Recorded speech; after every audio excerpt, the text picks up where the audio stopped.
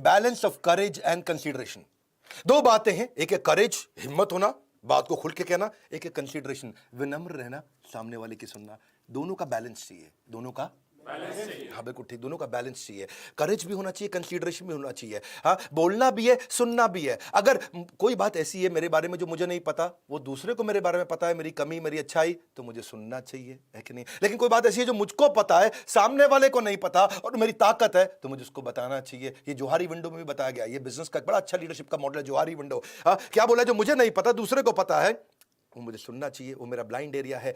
ऐसे ही अगर सिर्फ बोलते रहे और सुना नहीं, तो वो क्या हो जाएगा, मैं तो जीत गया पर सामने वाला हार गया, वो रिश्ता टिकेगा नहीं। इसको बोलते हैं विन लूज, मैं जीता तू हारा, मैं जीता तू हारा। ये लंबा नहीं टिकता है, सामने वाला कब तक हारेगा, छोड़ के चला जाएगा। इसमें ईगो है, एरोगेंस है, सुपीरियरिटी कॉम्प्लेक्स है, ओवर कॉन्फिडेंस है, डोमिनेंस है, कंट्रोल है, अथॉरिटी है। Wise man speak because they have something to say, but fool speak because they have to say something. है जी, बुद्धिमान कुछ कहता है क्योंकि उसके पास कहने के लिए कुछ है, लेकिन मूर्ख व्यक्ति कहता है क्योंकि उसको कुछ कहना है, उसको कुछ कहना है, उसको कुछ कहना है जी। अगर तुम सिर्फ दूसरी तरफ ले लेते हैं, अगर खाली सुनते रहे और बोला नहीं, तो लूज विन, यानी कि अगर मैं सुनता ही रहा तो मैं हार जाऊंगा और सामने वाला जीतेगा, ये भी लंबा नहीं टिकता है। इसमें मेरा मोटिवेशन चला जाएगा, low morale, low confidence, low self image, low self worth, pessimism हो जाएगा, डिटर्मिनेशन खत्म हो जाएगा। इसीलिए दोनों का बैलेंस चाहिए, balance of courage and consideration leadership का बड़ा इंपॉर्टेंट प्रिंसिपल है। अर्जुन के पास दोनों था, उसके पास करेज भी था, अपनी बात रख भी देता था कृष्ण को, और कंसिडरेशन भी था, उनकी बात को बहुत ध्यान से सुनता भी था।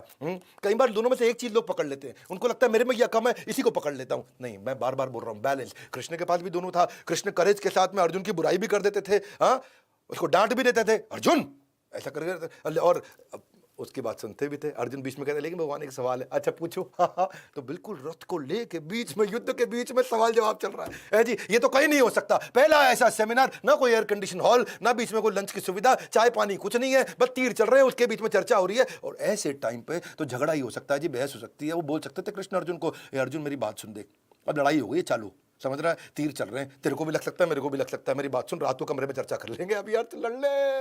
लेकिन अर्जुन ऐसा बोला, अर्जुन मैं तो नहीं लड़ूंगा, कैंसिल कर दिया पूरा मूड। लेकिन फिर भी अर्जुन सुन रहे थे। जब दोनों, अच्छा कहीं ऐसे भी कंडीशन होता है जब दोनों ही बहस कर रहे हैं, है जी, ये भी बोल रहा है, ये भी बोल रहा, ना ये सुन रहा ना ये सुन रहा, इसको बोलते हैं लूज लूज, दोनों हारेंगे। और एक होता है हम सुनेंगे भी और सुनाएंगे भी, समझेंगे भी और समझाएंगे भी, इसको बोलते हैं करेज और कंसीडरेशन का बैलेंस, है कि नहीं है? इमोशनल स्टेबिलिटी पे शिला प्रभुपाद का भी, जो इस्कॉन के फाउंडर आचार्य हैं। मैं एक बार क्या हुआ, एक पत्रकार थी, इंग्लिश पत्रकार, लंदन के अंदर, उनका इंटरव्यू लेने आई। अच्छा, ठंड का मौसम था जी, लंदन में ठंड वैसे भी रहती है हर समय में, और वो आई बड़ी छोटी स्कर्ट पहन के, है जी, और आगे प्रभुपाद जी के सामने बैठ गई।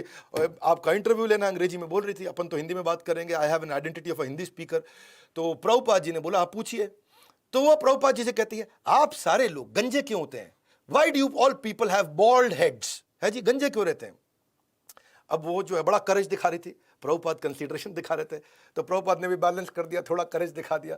उन्होंने बोला कि आप सारे गंजे क्यों होते हैं? तो उन्होंने पूछ लिया, आप सबकी टांगे, why do have bare legs, आप सबकी टांगे नंगी क्यों होती हैं? है जी, आपको भी कपड़े पूरे पहनने चाहिए। फिर प्रभुपाद हंसने लगे, why do have bare legs के बाद हंसते हुए मुस्कुरा करके बोले, better to have warm legs than a cool head. है जी, बड़ा सिंपल है कि better to have warm legs and a cool head. सर को रखो ठंडा, पाँव को भी थोड़ा गर्म रखो, कपड़े पहन के रखो।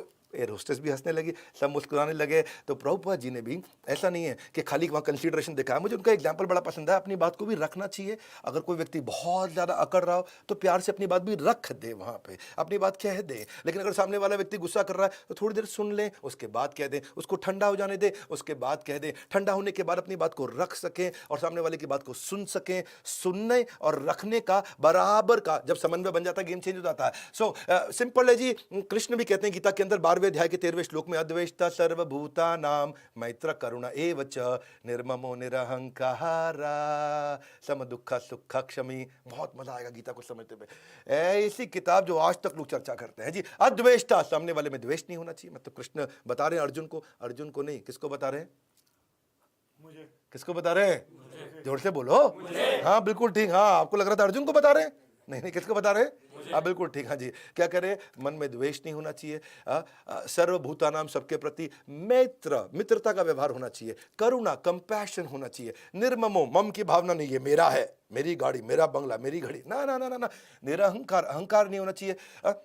सम सुख दुख क्षमी, यानी कि दुख और सुख में बराबर की भावना हो। दुख हो, निकल जाएंगे इससे। सुख हो, ठीक है। एक्चुअली क्या है ना, दुख को मैनेज करना आसान है, सुख को मैनेज करना मुश्किल है। सुख में जो है ना खोपड़ी ज्यादा ऊपर चढ़ जाती है, थोड़ा कठोर बोल रहा हूं। हाँ, और शमी मतलब जो क्षमा कर देता हो।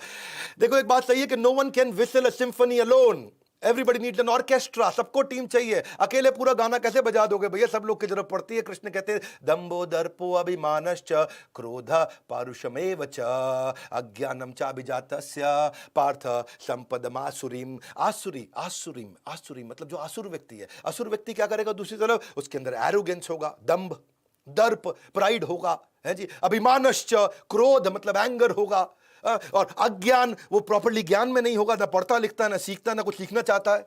और चाभिजातस्य पार्थ, हे प्रथा पुत्र पार्थ यानी कि अर्जुन, ये कौन है, ये असुर लोग होते हैं। इनका कभी विन विन नहीं होता। जो बीत गया वो था पास्ट, अब हो रही है बड़े काम की बात, है जी, अब हो रही है बड़े